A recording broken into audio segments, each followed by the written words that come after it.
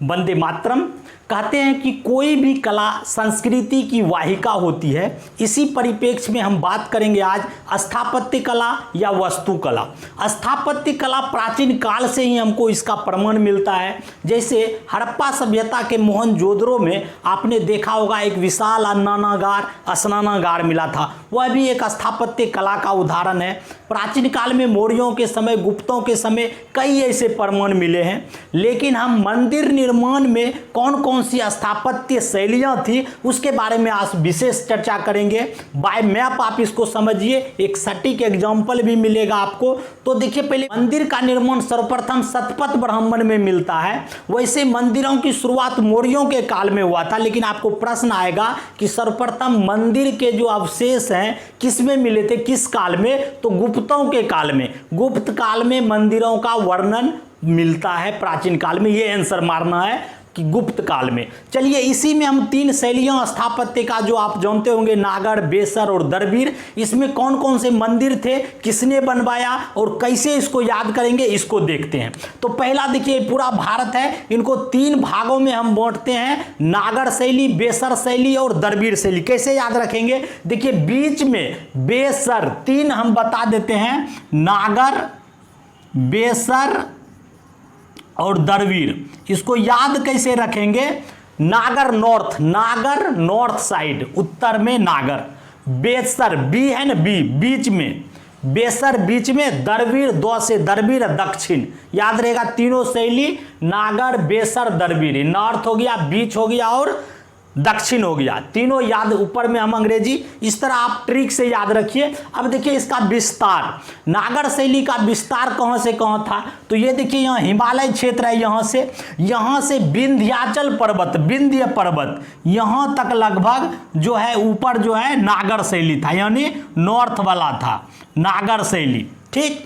अब देखिए, विंध्य पर्वत से कृष्णा नदी, इसका विस्तार भी कभी कभी आता है कि आपका बेसर शैली कहां से कहां तक था। तो ये जो है बीच वाला, यहाँ विंध्य पर्वत से कृष्णा नदी, कृष्णा यानी विजयवाड़ा लगभग यहाँ आंध्रा, ये बीच वाला बेसर हो गया, बेसर। और यहां से कन्याकुमारी, इसको बोलेंगे दरबीर शैली। याद रहेगा, बीच बेसर याद रखना है, दक्षिण तो दरबीर जानते ही होंगे, ऊपर हो गया नागर। ये प्रश्न आता है। अब देखिए, ये तीनों में अलग अलग टेम्पल है, कौन बनाया इसको भी ट्रिक से याद रखिए। लेकिन ये सब जो शैलियां हैं, इसमें मंदिरों का कुछ अलग अलग रूप है, उसको भी याद रखना होता है। पूछता है गर्भगृह कैसा होता है, मंडपम कैसा होता है, कलश किस पे होता है। ये सब सवाल आपको थोड़ा ऊपर यूपीएससी लेवल पढ़ेंगे तो मिलता है। चलिए, हम उसको बांट के देख लेते हैं। अब देखिए, ये आप मंदिर का रूपरेखा, ये देखिए मंदिरों के रूपरेखा से आप इसको 3 भागों में समझ सकते हैं। ये नागर शैली, बीच में बेसर और दरबीर। कैसे इसको समझेंगे, ये प्रश्न आता है। देखिए, ये चतुर्भुजाकार है ना, चतुर्भुजाकार, तो इस तरह का शैली नागर शैली। नागर शैली आपको बताए हिमालय से लेके विंध्य पर्वत तक नागर शैली। तो इसका देखिए, ये चरकोनमा यानी नॉर्थ में देखिएगा, ये चतुर्भुजाकार का मंदिर, नीचे में देखिएगा चतुर्भुजकार, ऊपर में ढलाई भी, छत ऐसे रहेगा, बीच में रूम, फिर ऊपर में टेम्पल, ऐसा। तो ये आप देखिएगा, जितना भी उड़ीसा में है ना, इसका एग्जांपल हम बताएंगे। फिर आप गुजरात में देखिए, इस सब में टेम्पल जो मिलेगा इस तरह, ये चौड़ा वाला रहेगा, चारों साइड चौड़ा, ऊपर तक, फिर ऊपर टेम्पल। देखिए, ये भी चौड़ा साइड का। तो इस तरह का गर्भगृह, इसके बारे में हम बताते हैं कि कौन कौन सा नागर शैली में है। बेसर में देखिए, बीच वाला, ये जो है सर्किल, गोलाकार रहता है, ऊपर गोल ऐसे करके ऊपर चला जाता है, इस तरह गोलाकार। जब बीच गोल होगा उसको हम बेसर शैली कहेंगे, इसके बारे में पढ़ेंगे। ये अष्टभुजाकार, 8 कोण में ये बटा रहता है। आप दक्षिण दरबीर शैली में देखेंगे, ये अष्टभुजाकार, याद रखना है, वृत्ताकार, ये चतुर्भुजाकार, वृत्ताकार, अष्टभुजाकार, ये तीनों शैलियां हैं। इसके बारे में अलग अलग वर्णन करते हैं। चलिए नेक्स्ट, चलिए, ये आपका जो है नागर शैली का एग्जाम्पल है, इसको देख लेते हैं। नागर शैली में, नागर शैली, इसमें देखिए कैसा टेम्पल रहता है, इसके बारे में थोड़ा समझ जाइए क्या क्या पूछता है। पहले देखिए, ये मंदिर होता है, आगे का पहले बरामदा, फिर ये दूसरा मंदिर, फिर अंदर में ये गर्भगृह होता है। ये जो है गर्भगृह है, देखिए लिखा हुआ है गर्भगृह। गर्भगृह का मतलब होता है जहाँ शिवलिंग हो, मंदिर हो, वो अंदर में होता है, ऊपर में बरामदा, घुसते हैं इस तरह। जैसे ये गेट है, पहले ये मिलेगा, फिर ये मिलेगा, फिर ये अंदर में देखिए ये शिवलिंग है ना, ये तो ये हुआ गर्भगृह, ये वाला रूम। तो ये देखिए पहला वाला जो है इसको बोलते हैं अर्धमंडपम, यानी अर्धमंडप, इसको बोलते हैं मंडप, इसको बोलते हैं गर्भगृह। इसमें ये अर्धमंडपम मंडपम है, इसके ऊपर में कलश लगा होगा। नागर शैली में जितने भी टेम्पल आप देखते हो ऊपर में कलश लगा रहता है, और ये चतुर्भुजाकार, सब चतुर्भुजाकार है ना, ये भी चतुर्भुज, ये भी चतुर्भुज। तो ये याद रखना, ये नागर शैली का एग्जाम्पल है। इसमें देखिए जो हम बता आपको, हिमालय से लेके विंध्य पर्वत तक कौन कौन से टेम्पल है, उसको कौन बनवाया, इसको याद कर लेते हैं। चलिए नेक्स्ट, चलिए पहला देखिए एग्जाम्पल हम दे रहे हैं खजुराहो, कंदरिया महादेव। कंदरिया महादेव जो है कहाँ है, एमपी खजुराहो में चंदेलों ने बनवाया था। ये जो है उसी तरह का नागर शैली में मंदिर है। पूछता है एक प्रश्न कि कंदरिया महादेव कहाँ है, एमपी में। उसके बाद खजुराहो, ये भी प्रश्न खजुराहो का ही है टेम्पल, चंदेलों ने बनवाया था। ये पहला आपका एग्जाम्पल है। दूसरा नेक्स्ट, चलिए दूसरा टेम्पल लिंगराज मंदिर, ये कहाँ है, उड़ीसा भुवनेश्वर में। ये ययाति केसरी ने इसको बनवाया था, लिंगराज मंदिर को, ये याद रखना है। देखिए ऐसा टेम्पल, ये भी चतुर्भुजा का आपको बोले थे ना, ऐसे करके लास्ट में ये गर्भगृह यहां रहेगा। चलिए नेक्स्ट, तीसरा देखिए उड़ीसा का ही जगन्नाथ पुरी, पुरी गए हैं, ये पुरी में मंदिर है जगन्नाथ मंदिर। चौंडगमदेव जो है इसने इसको बनवाया था। इसमें जगन्नाथ मंदिर में एक प्रश्न आता है कि यहाँ जो है 3 रथ टेम्पल भी निकलते, इसका नेक्स्ट होगा। नेक्स्ट पिक्चर देखिए, ये जगन्नाथ, इसका भाई बलभद्र और सुभद्रा, ये भैगनी, ये 3 जो है रथ मंदिर निकलता है जगन्नाथ मंदिर में। ये भी प्रश्न आता है, इसको भी याद रखिए। नागर शैली का एग्जाम्पल है उड़ीसा के पुरी में, इस तरह का रथ टेम्पल बोलता है, कहाँ निकलता है तो उड़ीसा में, याद रखना है। वैसे रथ टेम्पल दक्षिण में भी है, उसके बारे में बात करेंगे। चलिए नेक्स्ट, नागर शैली का देखिए नेक्स्ट एग्जाम्पल सूर्य मंदिर, कोणार्क का सूर्य। उड़ीसा का तीनों मंदिर, हम उड़ीसा में बोले थे, गुजरात में बोले थे, ये सब ऑप्शन है। तो उड़ीसा का सवाल बार बार आपको आएगा। ये तीनों नागर शैली का एग्जाम्पल है। देखिए कोणार्क का सूर्य मंदिर पुरी में ही है, नरसिंह देव वर्मन प्रथम ने बनवाया था। सेम उसी तरह का है जो हम एग्जाम्पल दिए थे नागर शैली का। चलिए नेक्स्ट, ये देखिए दिलवाड़ा का जैन मंदिर, ये भी आपको नागर शैली का, माउंट आबू राजस्थान में है, दिलवाड़ा का जैनियों के लिए बना हुआ। ये देखिए बिमल शाह ने बनवाया था, याद रखना। माउंट आबू दिलवाड़ा का जैन मंदिर जैनियों के लिए, जैन मंदिर है तो जैनियों के लिए प्रसिद्ध है। तो ये भी नागर शैली का एग्जाम्पल है, उसी तरह का गर्भगृह इसमें होता है। नेक्स्ट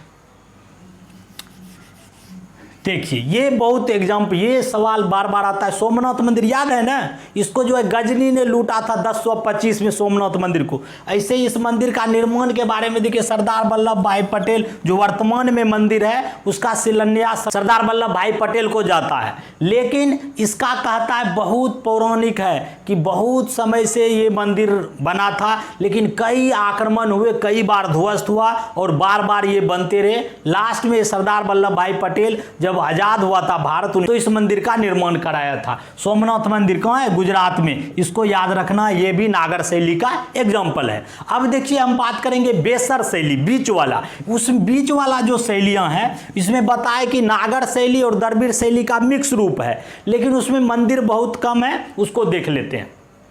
नेक्स्ट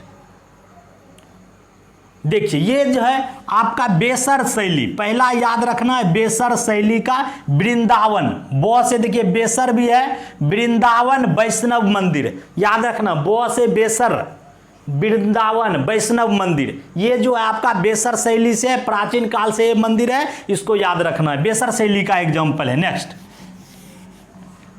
ये भी बेसर शैली का एग्जाम्पल है चेन्ना केशव मंदिर, कर्नाटक बेलूर में है। कर्नाटक बेलूर में ये भी बेसर शैली, बीच वाला। ये प्रश्न नहीं आता है, दोनों बेसर, इसलिए हम इसको नहीं बताएं। चलिए नेक्स्ट देखते हैं।